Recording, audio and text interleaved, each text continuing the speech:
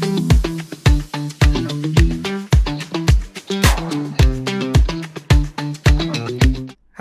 sahabat dokter lawyer. Lex semper David remedium. Hukum adalah obat yang selalu memberikan jalan pemulihan.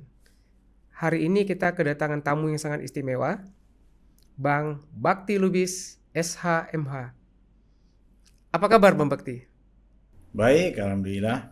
Baik, kayaknya hari ini cerah sekali ya. Ya, alhamdulillah menjadi bersemangat diundang ke Dr. Lawyer Podcast oleh Oke. Bang Gun. Oke. Ini saya panggil Bang Bakti aja ya. Iya, boleh. Oke. Bang Bakti bisa nggak menceritakan sedikit tentang kegiatannya apa sekarang? Oh, baik. Sebenarnya saya ini berkecimpung di dunia politik. 15 tahun aktif di DPRD, lalu 7 tahun menjadi pimpinan partai di tingkat kabupaten, dan terakhir 11 tahun menjadi ketua partai di tingkat provinsi. Namun saat ini kita fokus berada pada garis depan secara serius tentunya menjadi aktivis lingkungan hidup. Oh, jadi sekarang abang udah fokus di lingkungan hidup sekarang ya? Siap. Ini sesuai dengan baju yang dipakai ya? Itu saya Ya. baca itu gugus hukum Ini lingkungan hidup Indonesia ya? Gugus Hukum Lingkungan Hidup Indonesia. Bisa nggak diceritakan sedikit bang? Gugus Hukum Lingkungan Hidup ini adalah merupakan organisasi yang kita dirikan atau NGO yang kita dirikan fokus pada penanganan lingkungan hidup di dalam dan luar negeri. Dan ini sebetulnya sudah kita bentuk lama. Lebih kurang 8 tahun yang lalu kita mendirikan advokasi lingkungan hidup Indonesia. Namun teman-teman baik profesor, doktor yang pada saat itu kita mendirikan ini tidak berjalan dengan baik dikarenakan semuanya sibuk. Saat itu saya sendiri diangkat sebagai ketua umum, namun saya masih aktif di DPRD sebagai anggota DPRD aktif sehingga tidak bisa menjalankan ini secara maksimal. Nah, bismillah, saat ini kita fokus untuk menjalankan gugus hukum lingkungan hidup Indonesia ini. Ini menarik sekali ya bang ya. Kalau tadi saya dengar tuh abang tadi itu ketua partai di daerah, kemudian juga anggota DPRD, Ya. malah 2 periode, 3 periode. 3 periode gitu. Jadi sekarang fokus di lingkungan hidup. Ya. Kira-kira bisa cerita nggak bang? Apa dasarnya nih? Kok bisa benar-benar fokus di lingkungan hidup ini, gimana ceritanya nih? Ya, kita harus jujur akui kondisi sebenarnya. Yang saya maksud adalah kondisi lingkungan hidup kita saat ini sudah sangat memprihatinkan. Dari semua aspek kehidupan kita, lingkungan kita khususnya di Indonesia saat ini sudah sangat memprihatinkan. Hutan kita hancur, kemudian sungai-sungai kita kotor bahkan terancam mengering, udara kita polusi, bahkan di beberapa kawasan terinfeksi dengan radiasi, lalu laut kita tercemar.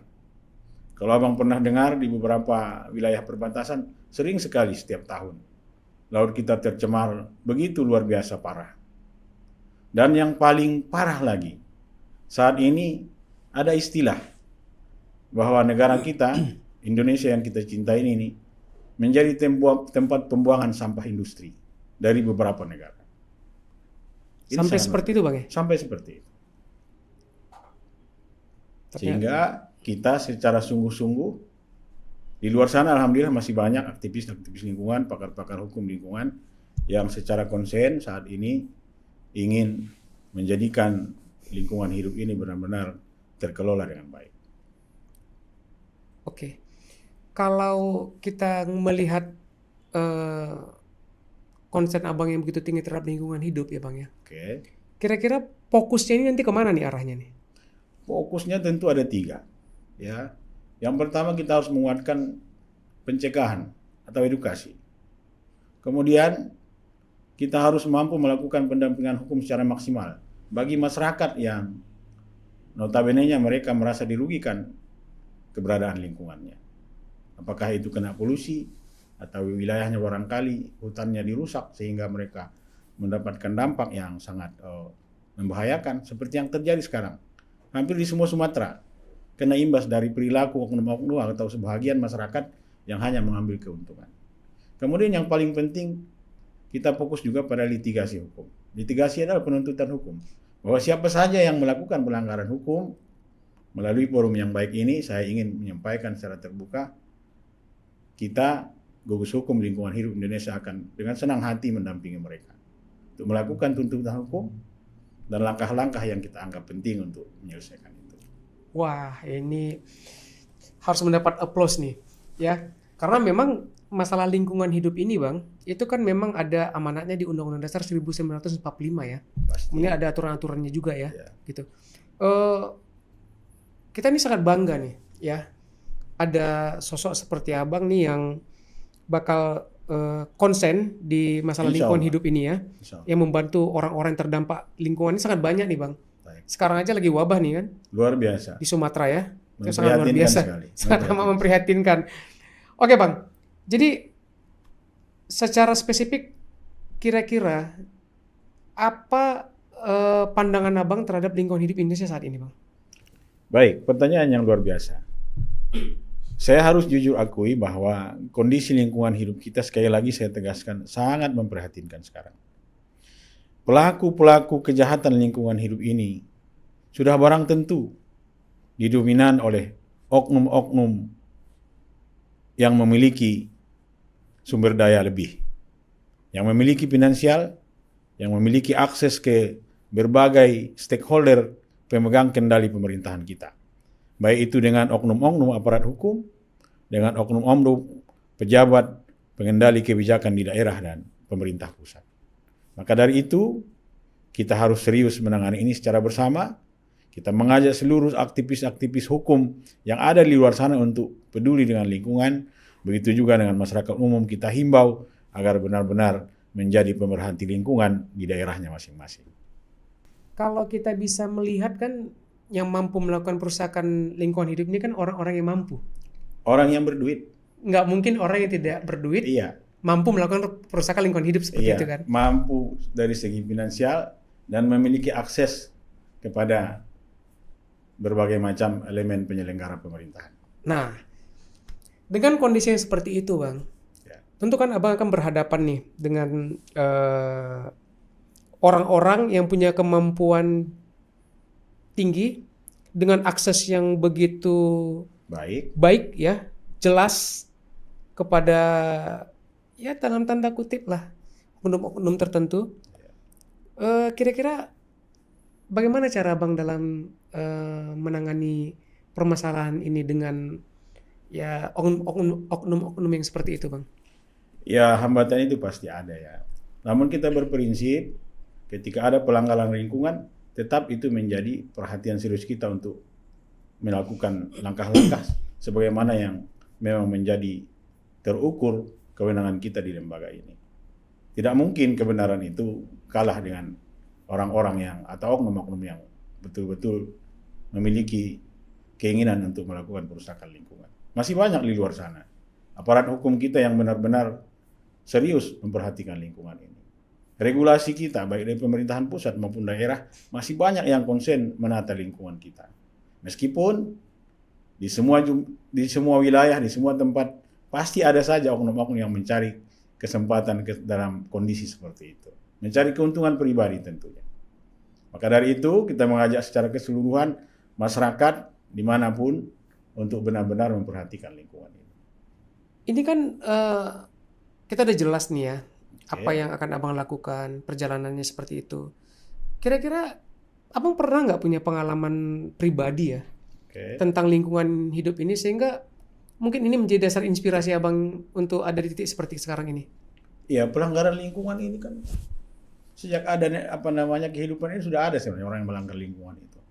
Namun makin hari makin parah. Hari ini kita menyaksikan saudara-saudara kita di Sumatera, hampir seluruh Sumatera mengalami betapa parahnya kerusakan lingkungan yang diakibatkan oleh oknum-oknum yang mengambil keuntungan dari tengah hutan itu. Dan itu berjalan secara masif. Mustahil itu terjadi kalau, mohon maaf, aparat hukum kita peduli dengan lingkungannya.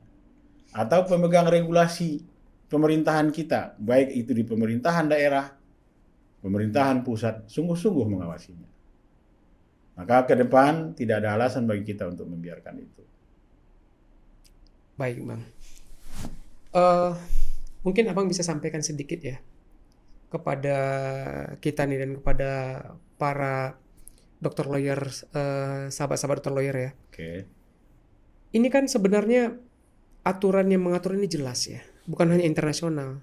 Ya. Di Indonesia sendiri aturannya sangat amat jelas gitu. Bahwasanya ya saya dan secara pribadi juga dilindungi haknya untuk mendapatkan lingkungan yang baik dan sehat gitu. Ya. Nah, mungkin bisa sampaikan Bang kepada sahabat-sahabat kita nih, sahabat-sahabat dokter lawyer nih, supaya mereka ini paham bahwasanya mereka adalah pemilik lingkungan yang sehat ini. Ya. Dan negara memang wajib melindungi mereka. Betul. Gitu. Sehingga tidak ada ketakutan nih untuk memberikan suara nih ketika merasa wah lingkungan kita nih terganggu nih. Jadi kita harus menyuarakan.